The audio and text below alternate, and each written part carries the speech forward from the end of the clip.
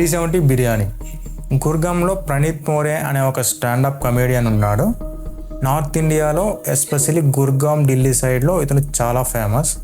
Stand up కామెడీకి బాగా పేరు ఉంది ఇతనికి.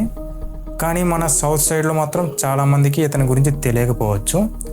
అయితే కొన్ని రోజుల క్రితం ఇతని షోలో జరిగిన ఒక చిన్న కాన్వర్జేషన్ ఇప్పుడు నేషనల్ వైడ్గా కాంట్రవర్సీగా మారింది. అంతేకాదు ఆ కాన్వర్జేషన్లో ఉన్న ఒక కుర్రాడి జాబ్ కూడా పోయింది. మనం కొంచెం వెనక్కి వెళ్తే ఎప్పట్లాగే ప్రణీత్ తన స్టాండప్ షో చేస్తున్నాడు. క్రౌడ్లో కూర్చున్న వాళ్ళతో మాట్లాడుతూ కామెడీ చేస్తున్న టైంలో ఫ్రంట్ రోలో కూర్చున్న హిమాన్సు జాంగ్రా అనే 22 years కుర్రాడిని పలకరించాడు. మాటల మధ్యలో హిమాన్స్ రీసెంట్గా ఒక అమ్మాయితో డేట్కి వెళ్ళిన విషయం చెప్పాడు. తను ఆ అమ్మాయికి 370 పెట్టి చికెన్ బిర్యానీ కొనిచ్చానని చెప్పాడు. ఇక్కడి వరకు అంతా నార్మల్గానే ఉంది. కానీ బిర్యానీ తిన్న తర్వాత ఆ అమ్మాయి తనని ఇంటి దగ్గర డ్రాప్ చేయమని అడిగినప్పుడు ఆ 370 ఖర్చు చేసినందుకు రిటర్న్గా ఏదో ఎక్స్పెక్ట్ చేశానని మైక్లో ఓపెన్గా చెప్పేశాడు.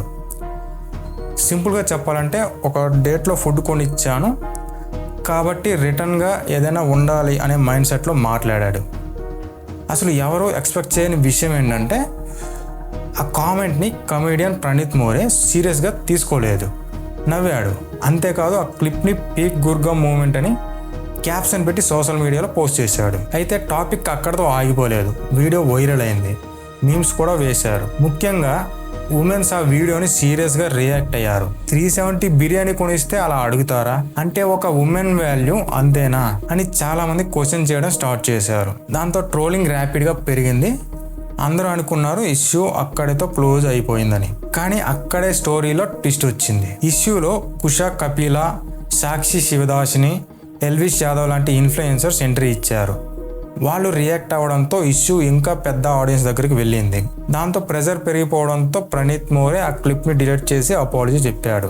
అటు హిమాన్స్ కూడా పబ్లిక్గా సారీ చెప్పాడు. తను చెప్పిన మాటలు తప్పని ఒప్పుకున్నాడు. అంతేకాదు ట్రోలింగ్ భయంతో తన సోషల్ మీడియా అకౌంట్స్ కూడా డిలీట్ చేశాడు. అందరూ అనుకున్నారు స్టోరీ ఇక్కడే అయిపోయిందని. కానీ గేమ్ మొత్తం మార్చిన ట్విస్ట్ అప్పుడే వచ్చింది.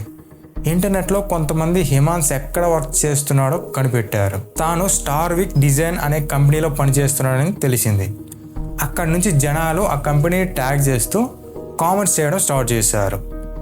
ఎలాంటి మైండ్ సెట్ ఉన్న ఎంప్లాయీస్ మీ కంపెనీలో వర్క్ చేస్తున్నాడు, ఆఫీస్లో ఉమెన్ సేఫ్టీ గురించి ఏం చేస్తున్నారు అని కంపెనీని డైరెక్ట్గా మెన్షన్ చేయడం స్టార్ట్ చేశారు. దాంతో కంపెనీ మేనేజ్మెంట్ మీద ప్రెజర్ పెరిగింది. చివరికి కంపెనీ అఫీషియల్గా స్టేట్మెంట్ రిలీజ్ చేసి హిమాన్స్ని జాబ్ నుండి రిమూవ్ చేస్తున్నట్టు అనౌన్స్ చేసింది. అయితే స్టోరీ అక్కడే ఆగలేదు. జాబ్ పోయిన తర్వాత సోషల్ మీడియాలో ఇంకో డిబేట్ స్టార్ట్ అయ్యింది. కొంతమందికి ఏమో కంపెనీ డిసిషన్ కరెక్ట్ అనిపించింది. పబ్లిక్గా కామెంట్ చేస్తే కాన్సిక్వెన్స్ ఉంటాయి, అకౌంటబిలిటీ ఉండాలని సపోర్ట్ చేశారు. కానీ ఇంకొంతమందికి వాళ్ళకి వేరే ఒపీనియన్ ఉంది. హిమాన్సు మాట్లాడింది తప్పు, కానీ అపాలజీ కూడా చెప్పాడు. దానికోసం ఏకంగా కెరియర్ డ్యామేజ్ చేయడం ఓవర్ యాక్షన్ అని ఆర్గ్యూ చేశారు. సో ఇప్పుడు డిస్కషన్ 2 సైడ్స్కి డివైడ్ అయ్యింది. చివరికి ఈ ఇన్సిడెంట్ ఒక విషయం క్లియర్ అనిపించింది. సోషల్ మీడియాలో ఫన్నీగా చెప్పిన ఒక మాట, వ్యూస్ కోసం పోస్ట్ చేసిన ఒక క్లిప్ రియల్ లైఫ్లో ఎంత పెద్ద ఇంపాక్ట్ క్రియేట్ చేయగలవో ఈ కేస్ పర్ఫెక్ట్ ఎగ్జాంపుల్. మరి మీ ఒపీనియన్ ఏంటి? హిమాన్స్ని జాబ్ నుండి తీసేయడం కరెక్టా, లేక అపాలజీ తర్వాత సెకండ్ ఛాన్స్ ఇవ్వాల్సిందేనా? కామెంట్స్లో చెప్పండి. అలాగే మన ఛానల్ని ఎవరైనా ఫస్ట్ టైం విజిట్ చేస్తున్నట్టయితే సబ్స్క్రైబ్ చేసుకుని పక్కన ఉన్న బెల్ ఐకాన్ అయితే ఆన్ చేసి పెట్టుకోండి.